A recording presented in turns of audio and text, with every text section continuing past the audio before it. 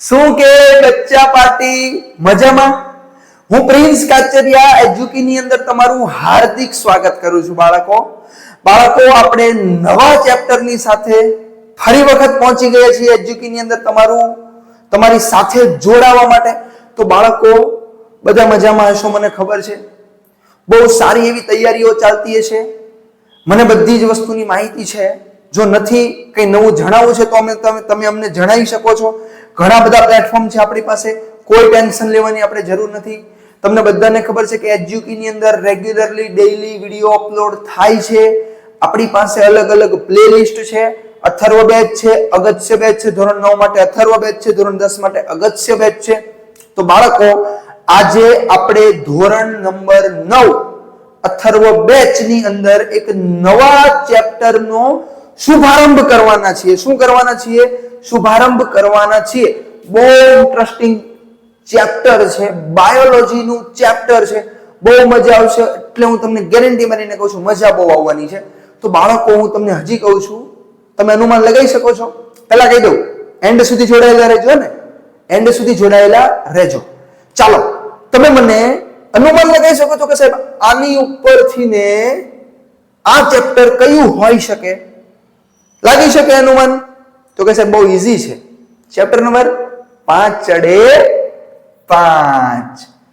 શું કહે છે? તો કે સજીવનો પાયાનો એકમ, the fundamental unit of life. શું છે? the fundamental unit of life. બહુ મસ્ત ચેપ્ટર છે. ચાલો આપણે શરૂઆત કરીએ.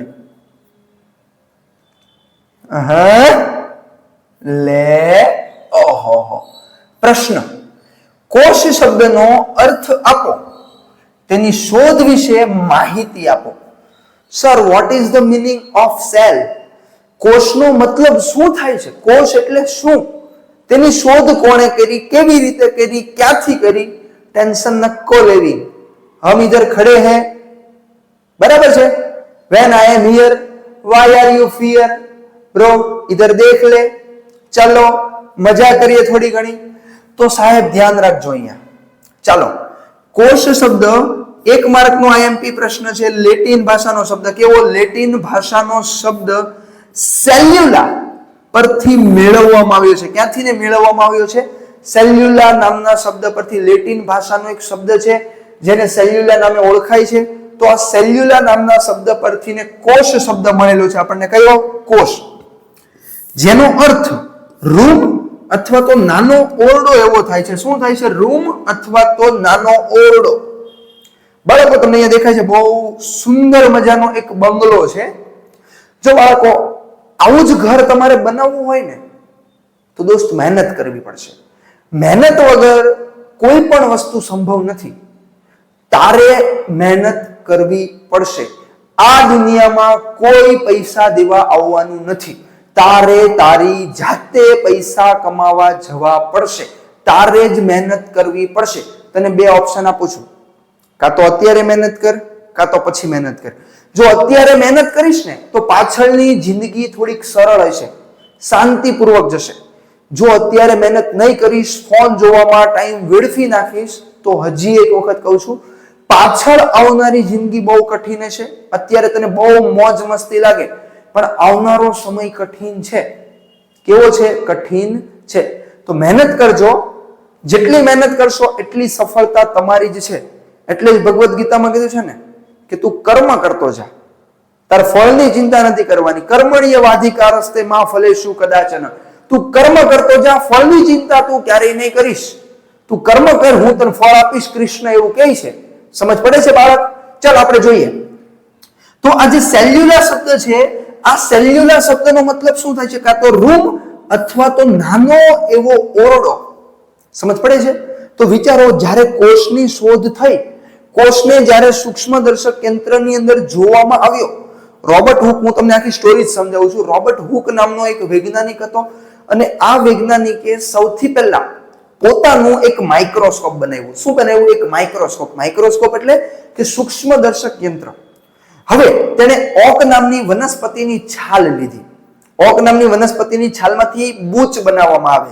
ઢાંકણ, એને લીધા, એના કોષ લીધા અને એના કોષને એને જ્યારે સૂક્ષ્મદર્શક યંત્રની અંદર જોયું ને તો એને એક બંધ ઓરડો એટલે કે આવી રીતનો એક ભાગ દેખાણો, જે એક્ઝેક્ટલી એક બંધ ઓરડા 4 દિવાલ સાથે સરખામણી કરે છે. કોની સાથે? 4 દિવાલની સાથે સરખામણી કરે છે. તો આની ઉપરથી શું કહેવામાં આવ્યું?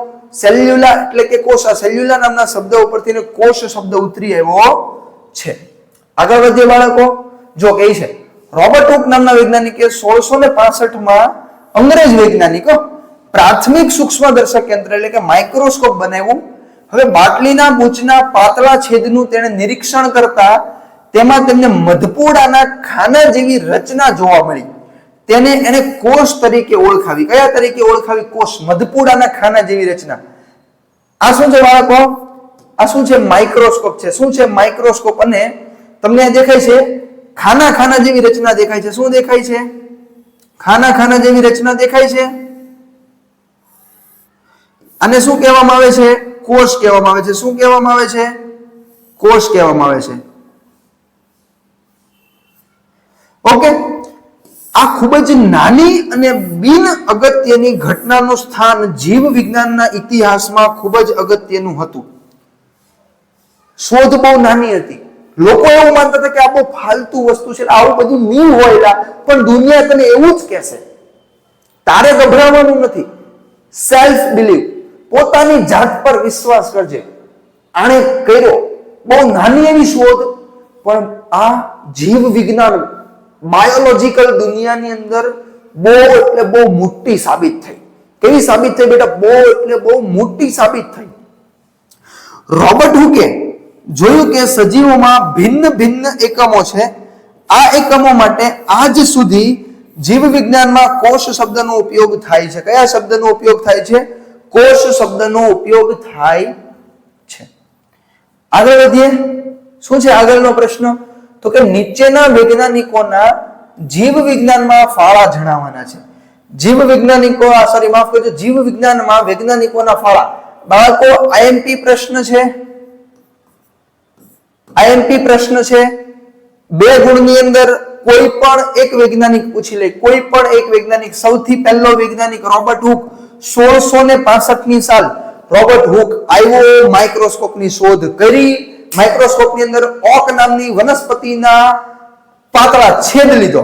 આ ઓક નામની વનસ્પતિની છાલ છે, આ છાલનો એક પાતળો છેદ લીધો અને એને માઇક્રોસ્કોપમાં જોયું તો એને મધપૂડાના ખાનાઓ જેવી રચના જોવા મળી. અને એ મધપૂડાના ખાના જેવી રચનાઓને એને શું નામ આપ્યું? તો કે કોષ નામ આપ્યું. શું નામ આપ્યું બાળકો? એને કોષ નામ આપ્યું. સમજ પડે છે? આગળ વધીએ. ઓહો, વાહ વાહ. લ્યુવેનહોક દાદા આવી ગયા છે. 1674 ની સાલ છે. લ્યુવેનહોક નામનો એક વૈજ્ઞાનિક. સાંભળજો, આ વૈજ્ઞાનિકે જાતે જ સૂક્ષ્મદર્શક યંત્ર બનાવ્યું. થોડુંક અપડેટ. રોબર્ટ હુકે પણ બનાવ્યું હતું, પણ પ્રાથમિક હતું. આણે પણ બનાવ્યું, પણ થોડુંક અપડેટ વર્ઝન લાવ્યો. ફોનમાં પણ અપડેટ આવે ને રોજ, એવી રીતના થોડુંક અપડેટ વર્ઝન લાવ્યો. સૂક્ષ્મદર્શક યંત્ર બનાવીને તેમાં સૌ પ્રથમ વખત બેક્ટેરિયા સહિત ઘણા બધા સૂક્ષ્મ જીવોનો અભ્યાસ કર્યો. તેમણે સાદા સૂક્ષ્મદર્શક યંત્રનો ઉપયોગ કરી કોષ કેન્દ્રનું નિરીક્ષણ કર્યું. સાંભળજો, ઘણા બધા તેણે બેક્ટેરિયા એટલે કે સૂક્ષ્મ જીવો જોયા અને પોતાએ કોષ કેન્દ્ર જોયું. કોષની મધ્યમાં આવેલું બિંદુ, સેન્ટર, કોષ કેન્દ્ર.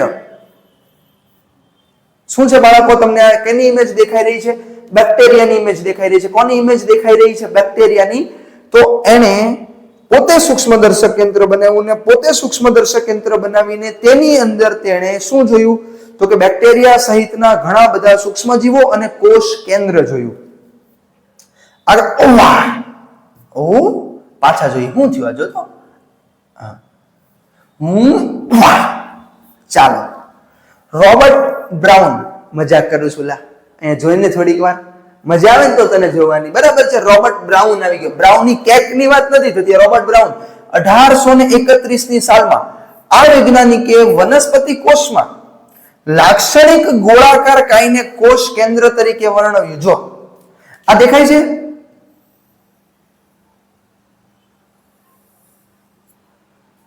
જ્યારે રોબર્ટ બ્રાઉને જોયું તો વનસ્પતિ કોષની અંદર એને એક ગોળાકાર કાય દેખાણી. શું દેખાણો? ગોળાકાર કાય. કાય એટલે શરીર. એક નાનો એવો ગોળાકાર ભાગ દેખાણો જેને એને કોષ કેન્દ્ર કીધું. શું કીધું? કોષ કેન્દ્ર નામ આપ્યું. પછી આવે છે પરકિન્જે. પરકિન્જે એવો 1839 માં આ વૈજ્ઞાનિકે કોષમાં રહેલા જીવંત પ્રવાહી દ્રવ્યને પ્રોટોપ્લાઝમ એટલે કે જીવરસ, જીવરસ એટલે કે કોષરસ, જીવરસ એટલે કે કોષરસ નામ આપ્યું. શું નામ આપ્યું? કોષરસ. સાંભળજો, આ વૈજ્ઞાનિકે કોષમાં રહેલા જીવંત પ્રવાહી દ્રવ્યને પ્રોટોપ્લાઝમ એટલે કે જીવરસ, જીવરસ એટલે કે કોષરસ નામ આપ્યું. જેમ કે જો તમને અહીંયા દેખાય છે અહીંયા તમને પ્રવાહી જેવો ભાગ, આને શું કહેવામાં આવે છે? પ્રોટોપ્લાઝમ અથવા જીવરસ અથવા કોષરસ. આગળ વધું છું. નંબર 3, સ્લેડન એન્ડ સ્વોન 1838 એન્ડ 39 ની સાલમાં તેમણે કોષવાદ રજૂ કર્યો. સાંભળજો, કોષવાદ રજૂ કર્યો છે. તેમના મત પ્રમાણે બધી જ વનસ્પતિઓ અને પ્રાણીઓ કોષોના બનેલા છે અને કોષ એ સજીવનો પાયાનો એકમ છે. શું કહે છે? સ્લેડન અને સ્વોન આવ્યા અને એને એવું કીધું કે પૃથ્વી પર વસવાટ કરતા તમામે તમામ વનસ્પતિ અને પ્રાણી, એટલે કે આપણે પ્રાણીઓ, પશુઓ અને વનસ્પતિઓ કેમાંથી બનેલા છીએ? કોષમાંથી બનેલા છીએ. આપણો નાનામાં નાનો એકમ, આપણા શરીરનો નાનામાં નાનો એકમ શું છે? કોષ છે. શું છે? કોષ છે. નેક્સ્ટ, વિશ્વવલદા આવ્યા 1855 ની સાલમાં. આધુનિક કોષવાદ. ઓલા લોકોએ કીધો તો કોષવાદ, પણ આ થોડુંક અપડેટ વર્ઝન લઈને આવ્યા. આધુનિક કોષવાદ રજૂ કર્યો અને સમજાવ્યું કે પૂર્વ અસ્તિત્વ ધરાવતા કોષમાંથી નવા કોષનું સર્જન થાય છે. પૂર્વ અસ્તિત્વ ધરાવતા કોષમાંથી નવા કોષનું સર્જન થાય એટલે આને એમ કીધું કે કોષનું વિભાજન થાય. શું થાય? કોષનું વિભાજન. એક્ઝામ્પલ તરીકે માની લો કે તમારી પાસે અહીંયા એક કોષ છે.